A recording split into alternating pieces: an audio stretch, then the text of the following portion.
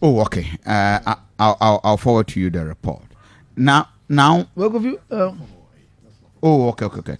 So 2024 budget kind and rich impact by now. I mean, scrutinizing the budget, the ordinary businessman. Ewa Ghana ha obinya ewa so. Maminti you. What of you the kind budget no? Any different from the previous ones. Because we look more hakaka. Oh yes. I see. Say you compare. Na the usual rhetorics, no. The economy is on the right path. It's a resurrect. Sani mani manua. Me said this because we in some nobody and I didn't to inkunim ni one demand. Yeah, to say the about 2 days I say. Who don't want to be yourself? You say inkunim. It's not me trust me more inkunim di no. I woman. Of you be some part there. Basically, and set them hope for the youth of Ghana. I see. In terms of creating jobs. Because we the key elements of the budget, you know, or say 0% on VAT.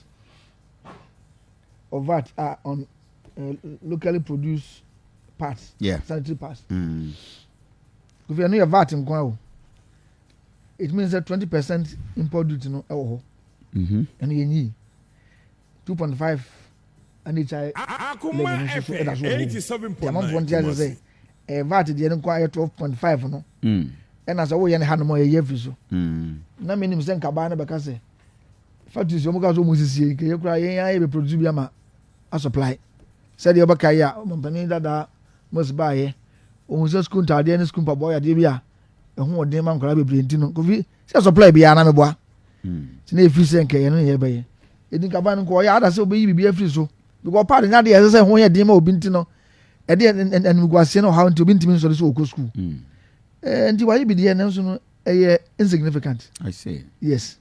Well, how many companies going to Ghana on produce sanitary pads? You don't know why you cry. Trust me, you know. See import duty on raw materials.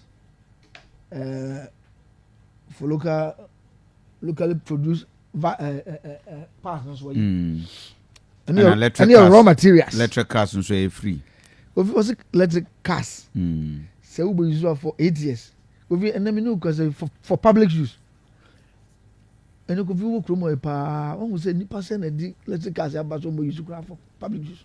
Few of them ever craft for Uber name. Akoma FM 87.9. It was an impact no enya papa.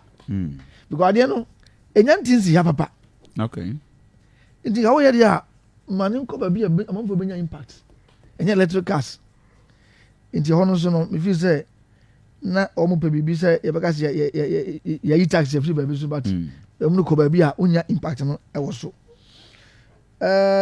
kofi oba na fi yaba flood victims akoso mo spillage kofi so far about 40,000 people na akoho here I cover about 136 communities. Akoma FM 87.9 Kumasi 220 million Ghana cedis.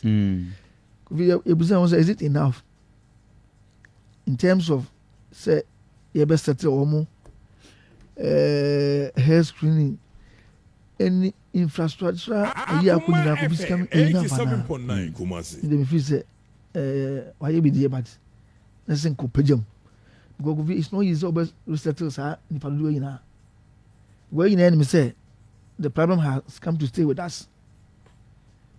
And now by yourself, and you go be in this year, Janice, because of say, and what brass and Tibia to you, Omodia, go be in your crime completely. Now, in your quite said that to be ano.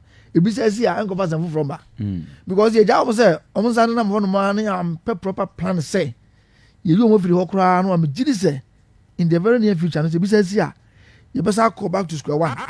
It is kind of because you're facility na Asaba. In the end, a lasting solution.